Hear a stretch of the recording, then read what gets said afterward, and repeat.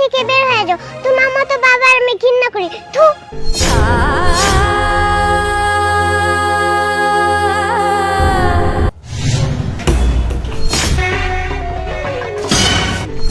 আরে আরে আরে এই বাচ্চা এই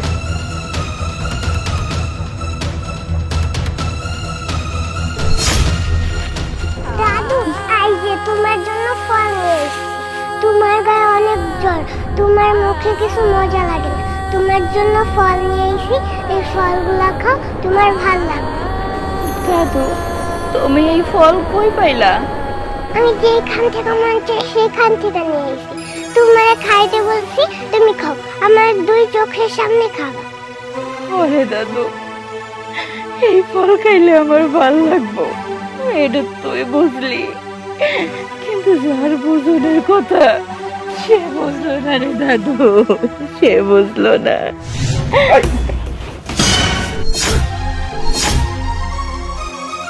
তুই তুই এই বাড়িতে কেন? কি দেখ করেছস? এই মানুষগুলা মরছে কিনা এগরে দাফন দিওনে লেগাইছস? আহা, এখানে হচ্ছেটা কি আমি তো সেটাই বুঝতে পারছি না। এই মহিলা সব কি বলছে?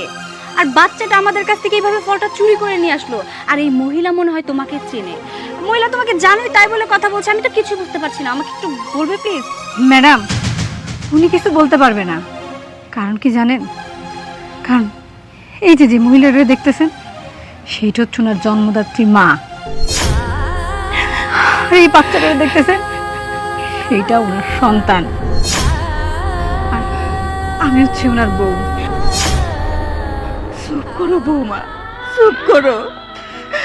কার লগে কথা কইতেছো তুমি? কারে তুমি পরিচয় দিতেছো? তুমি তার বউ। এরে পরিচয় দিও না, এই তো মানেই না তুমি তার বউ আর এইটা তার বাচ্চা। বাচ্চার কথা তো জানেই না, জানবো কেমনে?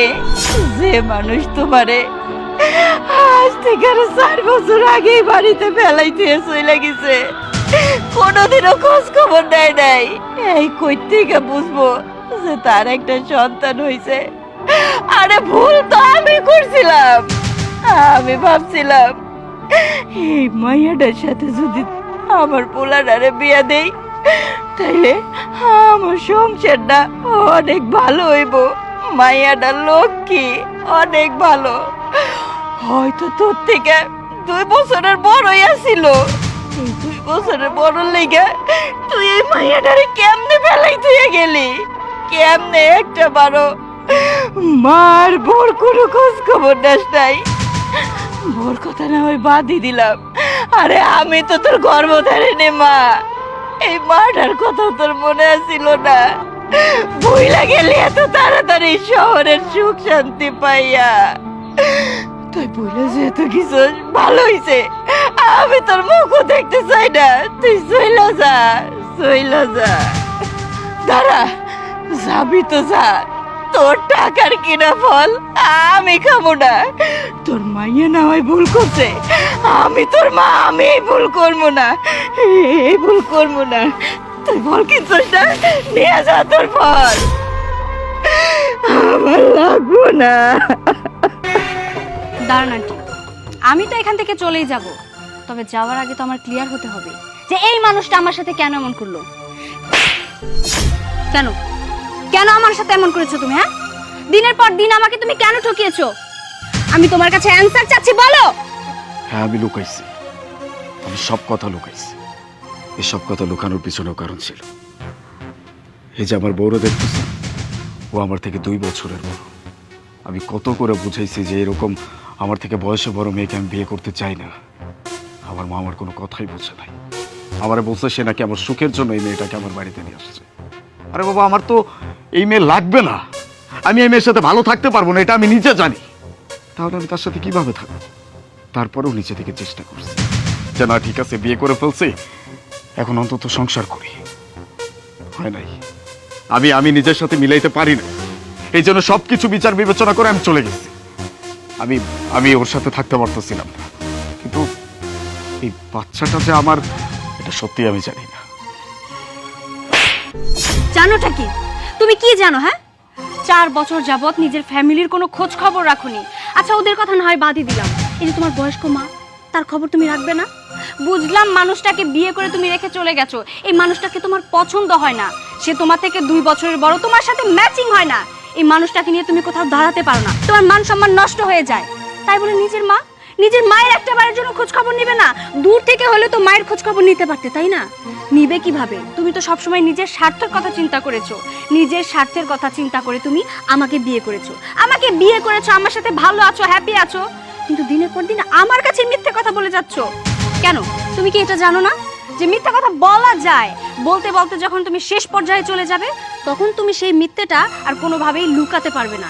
এই যে আজকে সব মিথ্যে কথা, সব সত্যি কথা আমার চোখের সামনে ধরা পড়লো।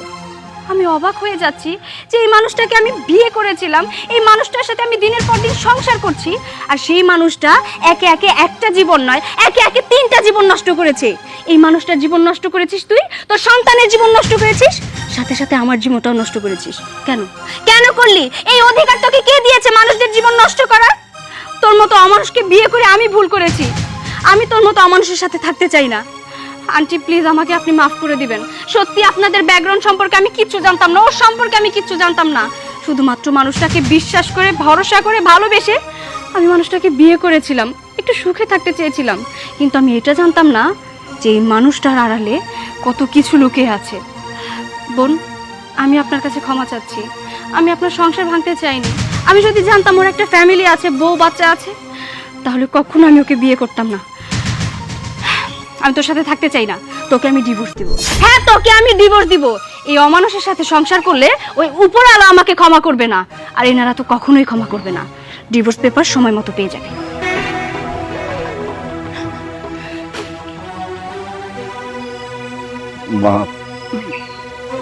মা তুমি আমাকে মাফ করে দাও।